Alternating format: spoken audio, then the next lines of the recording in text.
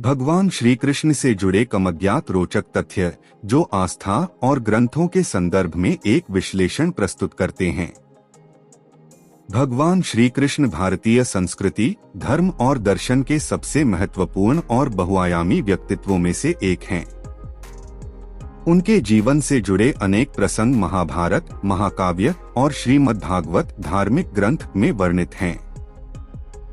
हालांकि समय के साथ उनके जीवन से जुड़ी कई लोक कथाएं और मान्यताएं भी प्रचलित हुई हैं, जिनमें कुछ तथ्यात्मक हैं और कुछ आस्था आधारित हैं।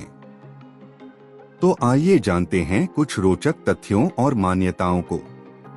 कैसा था श्री कृष्ण का वर्ण और व्यक्तित्व?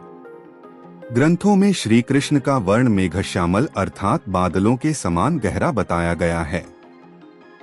उनके व्यक्तित्व को आकर्षक और सम्मोहक बताया गया है।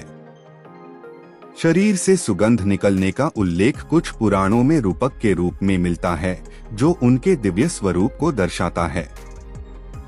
वृद्धावस्था में भी युवा स्वरूप। मान्यता है कि अपने परमधाम गमन देह त्याग के समय भी श्री कृष्ण के शरीर पर वृद्धावस्था के सामान्य लक्षण नहीं थे।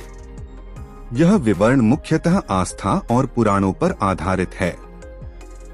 श्री कृष्ण के पुत्र और वंश। शास्त्रों के अनुसार श्री कृष्ण की 8 प्रमुख पत्नियां थीं: रुक्मिणी, सत्यभामा, जाम्बवती, कालिंदी, मित्रविंदा, नागनजती, भद्रा और लक्ष्मणा। इनसे उन्हें अनेक पुत्र प्राप्त हुए, जिनमें प्रद्युम्न और साम प्रमुख हैं। श्री कृष्ण का द्वारका में निवास। यह दावा कि श्री कृष्ण कभी 6 महीने से अधिक द्वारका में नहीं रहे, किसी प्रमुख प्रमाणित शास्त्र में स्पष्ट रूप से उल्लेखित नहीं है। दुर्वासा ऋषि और खीर प्रसंग। ऋषि दुर्वासा और श्री कृष्ण से जुड़ी खीर की कथा लोक कथाओं में प्रचलित है। इसमें उनके पैरों पर खीर न लगाने के कारण अभेद्यता समाप्त होने की बात कही जाती है। हालांकि यह प्रसंग प्रमुख शास्त्रों में स्पष्ट रूप से नहीं मिलता, लेकिन श्री कृष्ण के अंत जरा नामक शिकारी द्वारा का वर्णन महाभारत में मिलता है। एकलव्य से संबंध। एकलव्य को सामान्यतः निषाद राजकुमार माना जाता है। उसे वासुदेव का पुत्र या श्री कृष्ण का चचेरा भाई बताने का कोई प्रमाणित उल्लेख प्रमुख ग्रंथों में नहीं मिलता। यह कथन तथ्यात्मक रूप से संदिग्ध है। प्रद्युम्न और कामदेव। शास्त्रों के अनुसार प्रद्युम्न को कामदेव का पुनर्जन्म माना जाता है, जिन्हें पहले भगवान शिव द्वारा भस्म किया गया था। पांडवों से संबंध। पांडवों की माता कुंती वासुदेव की बहन थीं, इसलिए श्री कृष्ण और पांडव आपस में मातुल पक्ष मातृ संबंध से जुड़े थे।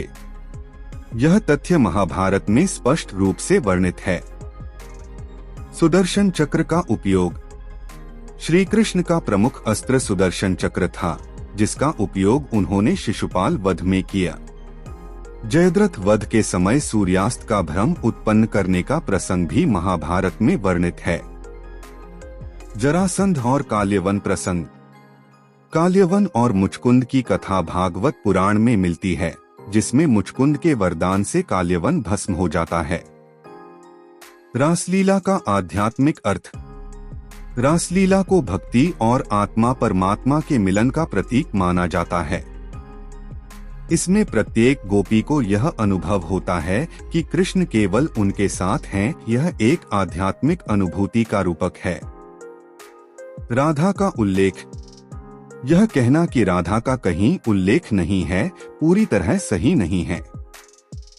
महाभारत और भागवत में उनका स्पष्ट उल्लेख नहीं मिलता, लेकिन बाद के ग्रंथों जैसे गीत गोविंद, जयदेव और अन्य भक्ति साहित्य में राधा का महत्वपूर्ण स्थान है। गीता के श्रोता। भगवद गीता धार्मिक ग्रंथ का उपदेश अर्जुन को दिया गया था। साथ ही संजय ने दिव्य दृष्टि से इसे सुना और हनुमान अर्जुन के रथ पर उपस्थित थे, इसलिए उनके सुनने की मान्यता भी प्रचलित है। श्री कृष्ण से जुड़े अनेक प्रसंग इतिहास, धर्म, दर्शन और लोक कथाओं का मिश्रण हैं। इसलिए हर तथ्य को समझते समय उसके स्रोत और संदर्भ को ध्यान में रखना आवश्यक है। तो दोस्तों, यह जानकारी आपको कैसी लगी कमेंट कर जरूर बताएं। जय श्री कृष्ण।